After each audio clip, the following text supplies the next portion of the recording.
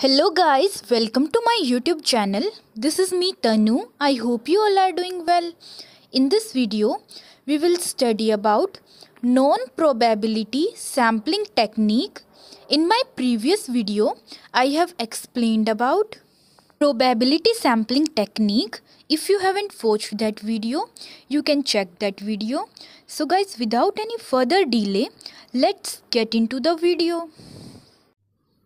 सो guys, जो non probability sampling technique है, ठीक है, ये एक ऐसी टेक्निक होती है, ठीक है। इस प्रोसेस के अंदर क्या होता है, जो सैम्पल्स होते हैं उनको इकट्ठा किया जाता है, ठीक है। सैम्पल्स को इकट्ठा किया जाता है, बट इसके अंदर क्या होता है, जो इंडिविजुअल्स होते हैं पॉपुलेशन के, ठीक है, उनके इक्वल चांसेस नहीं होते सेलेक्ट होने के सैम्पल में, ठीक है। अनदर वर्ड्स में देखें तो जो ये नॉन प्रोबेबिलिटी सैम्पलिंग टेक्निक होती है, इसमें जो सब्जेक्ट्स होते हैं, इंडिविजुअल्स होते हैं, इनके इक्वल चांसेस नहीं होते सेलेक्ट होने के, ठीक है, क्योंकि जो एलिमेंट्स होते हैं इसके अंदर उनको चूज़ किया जाता है चॉइस से, चांस से चूज़ नहीं किया जाता, ठीक है, बाय चॉइस चूज़ किया जाता है इसके अंदर इंडिविजुअल्स को, ठीक है, या एलिमेंट्स को। प्रोबेबिलिटी सैम्पलिंग टेक्निक के अंदर जो सैंपल होते हैं उनको यूजुअली सेलेक्ट किया जाता है, ठीक है, उनकी असेसिबिलिटी के बेसिस पर, उनकी अप्रोच के बेसिस पर सेलेक्ट किया जाता है। So guys, next we will study about uses of non probability sampling. So इसका फर्स्ट यूज़ है, ये जो सैम्पलिंग टेक्निक होती है, ठीक है, ये किसी भी पर्टिकुलर ट्रेट को देखने के लिए पॉपुलेशन के अंदर, ठीक है, जब इसका यूज़ किया जाता है। सेकंड, इसका यूज़ किया जाता है जब जो रिसर्चर है उसका एम होता है, ठीक है, क्वालिटेटिव, पायलट और एक्सप्लोरेटरी जो स्टडी होती है उसको कंडक्ट करना एम होता है जब ये यूज़ किया जाता है, ठीक है। एंड थर्ड, इसका यूज़ होता है जब जो रिसर्चर है वो रिज़ल्ट को जनरेट नहीं करना चाहता, ठीक है, जनरलाइजेशन को क्रिएट करने के लिए, तब इसका यूज़ किया जाता है।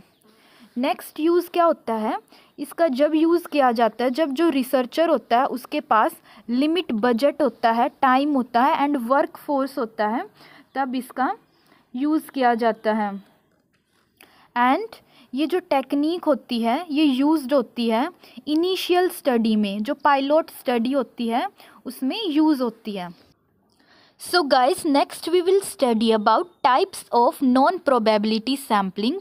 सो फर्स्ट टाइप है purposive sampling, second one is convenient sampling, third one is consecutive sampling, fourth one is quota sampling and last one is snowball sampling.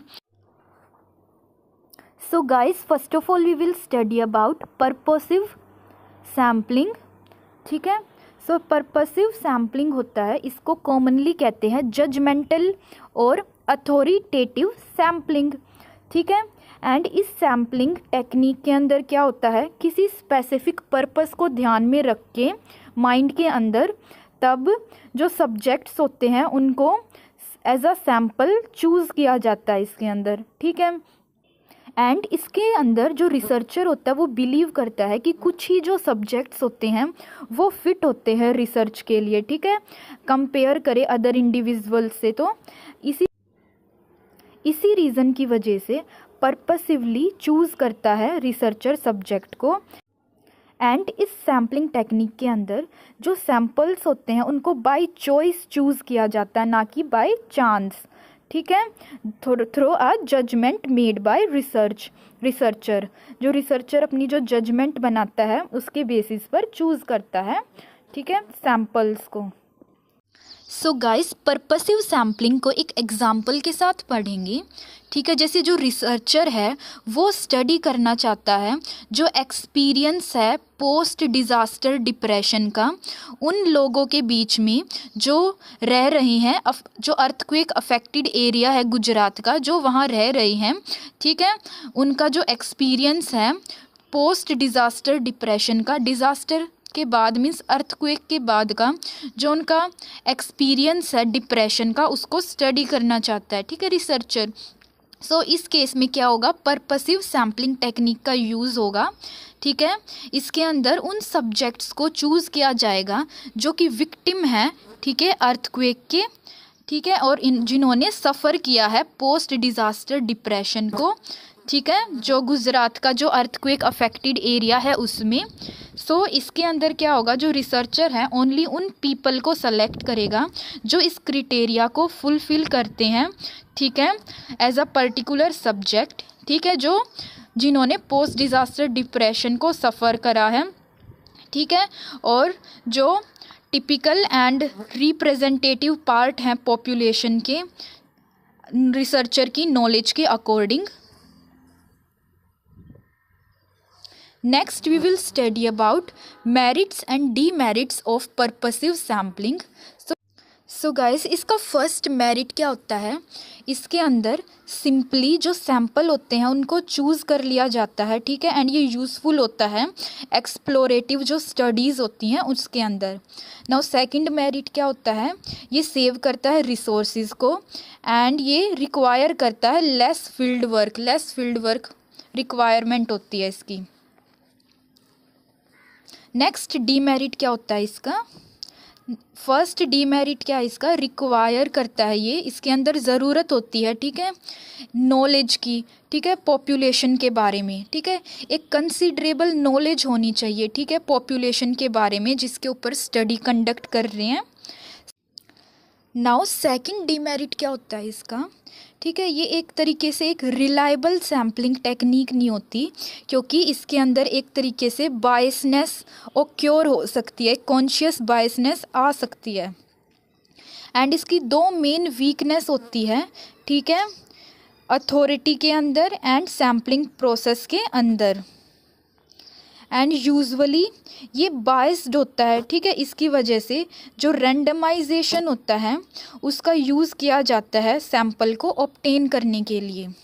Guys, next we will study about its second type, convenient sampling.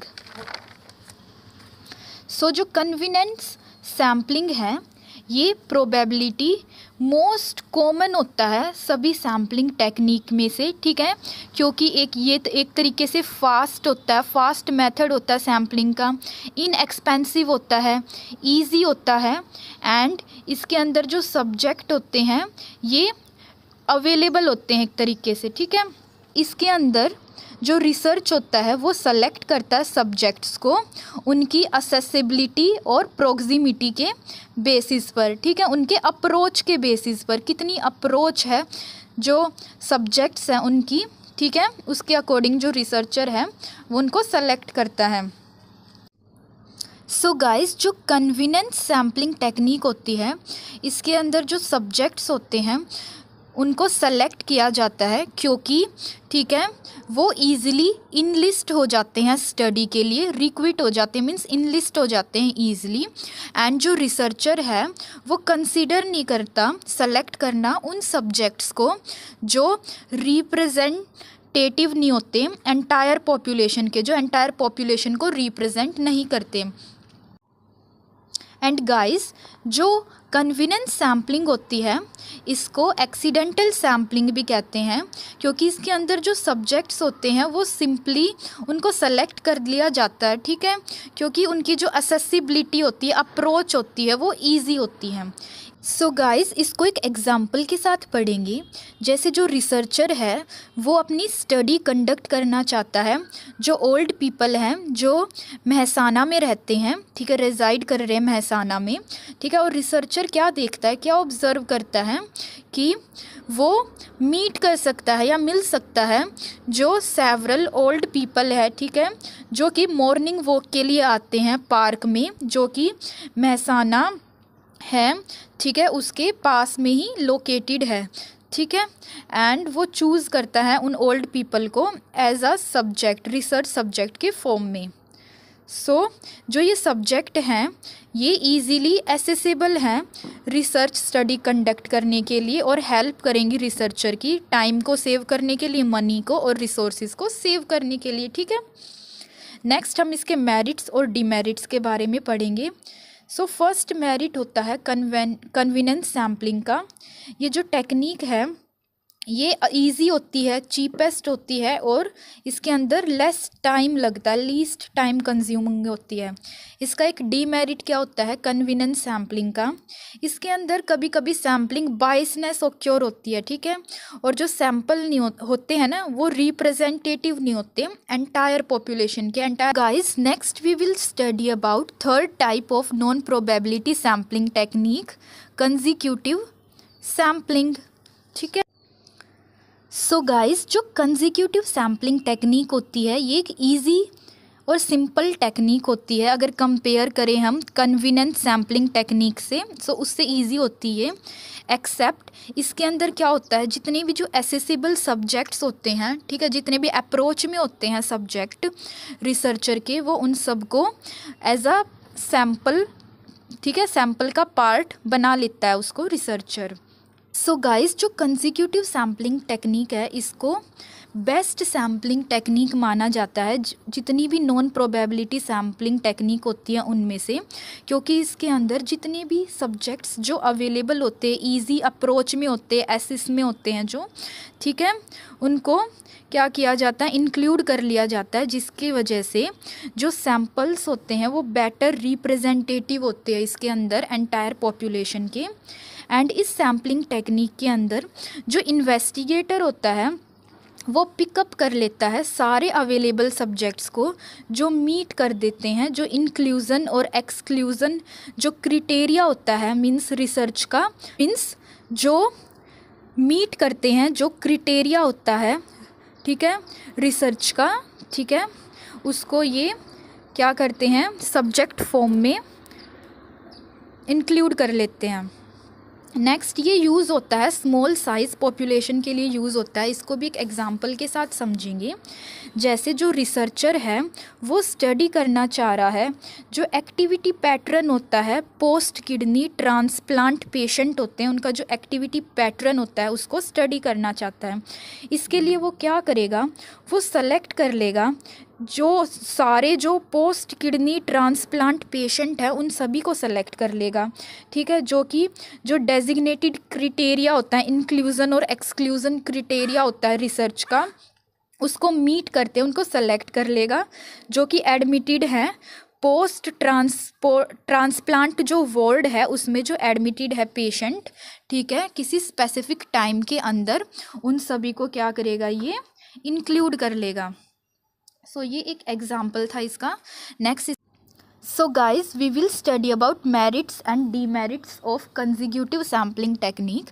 So इसका first merit क्या होता है, ये little efforts की ज़रूरत होती है इस सैम्पलिंग टेक्निक के लिए, ठीक है, एंड ये नॉट एक्सपेंसिव, ये इतना एक्सपेंसिव नहीं होता, इसके अंदर ना तो ज़्यादा टाइम लगता और जो वर्क फोर्स होता है वो भी कम होता है, ठीक है, एंड ये इंश्योर करता है रिप्रेजेंटेटिवनेस जो सैंपल सेलेक्ट किए गए हैं उनकी, ठीक है। नेक्स्ट इसके डीमेरिट्स के बारे में पढ़ेंगे।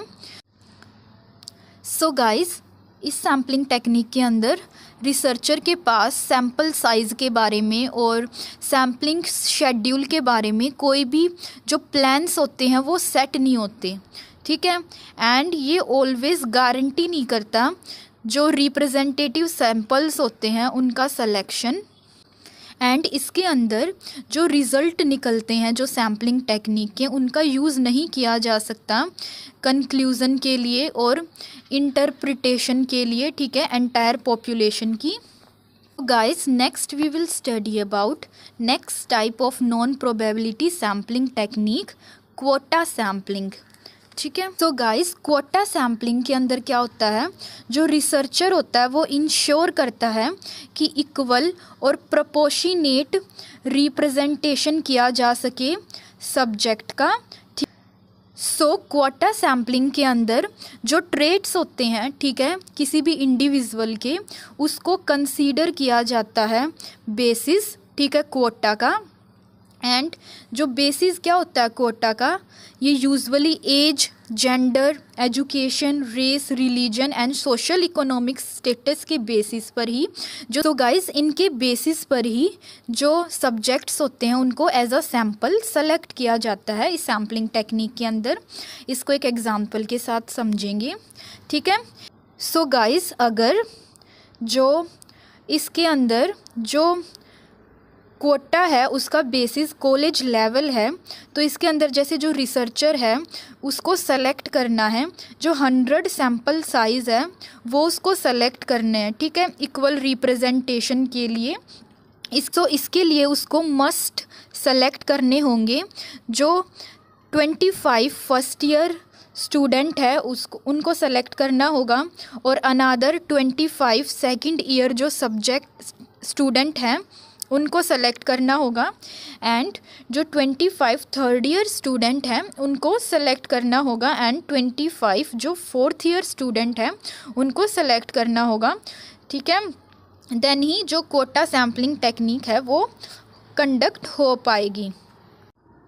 सो guys next we will study about merits and demerits of quota sampling technique.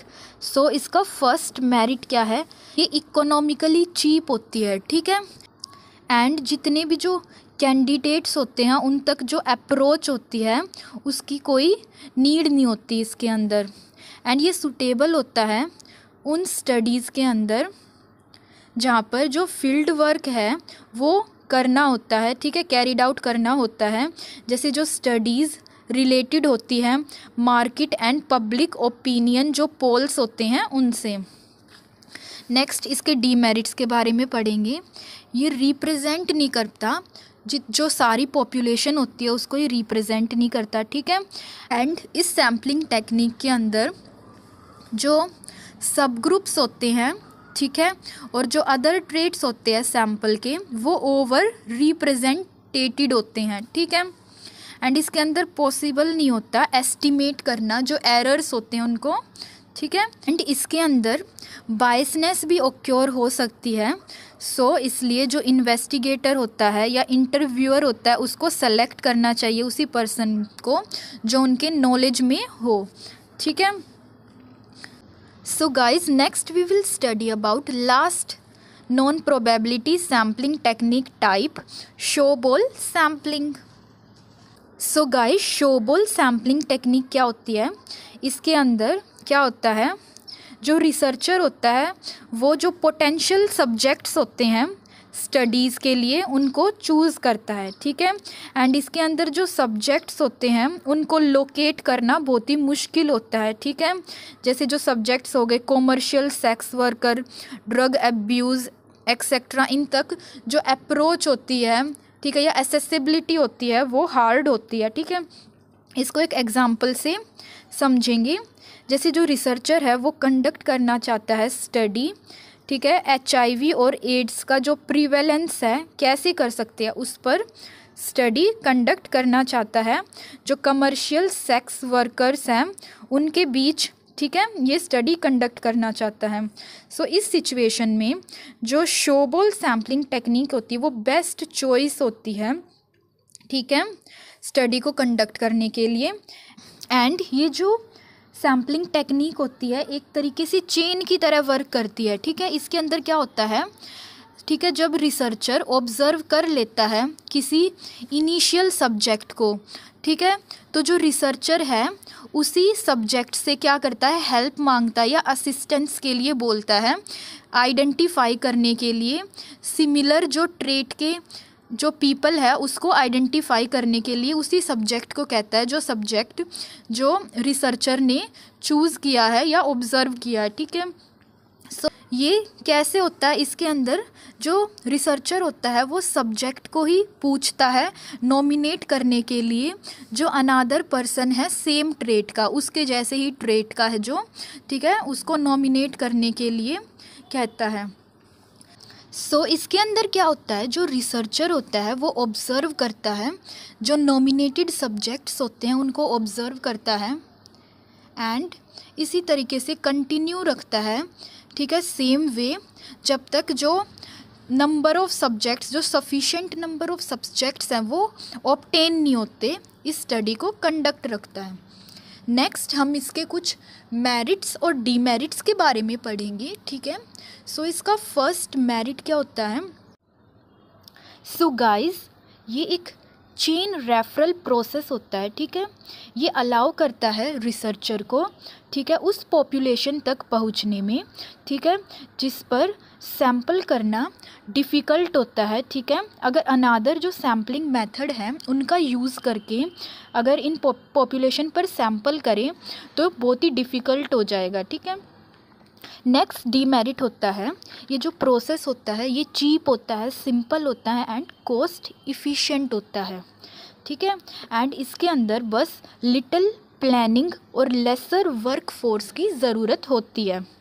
Next इसके कुछ डीमेरिट्स हैं। फर्स्ट वन, जो रिसर्चर है उसका लिटिल कंट्रोल होता है सैम्पलिंग मेथड पर, ठीक है। एंड जो रिप्रेजेंटेटिवनेस होता है सैम्पल का, ठीक है, वो गारंटीड नहीं होता इसके अंदर। एंड मेथड का यूज़ करते टाइम जो सैम्पलिंग बाइसनेस है वो भी ओक्योर हो सकती है, ठीक है। So guys, that's it for today. I hope you understood the topic and thank you for watching my video. If you really liked my video, then don't forget to like and subscribe to my channel and also hit the bell icon to get notification of my next video.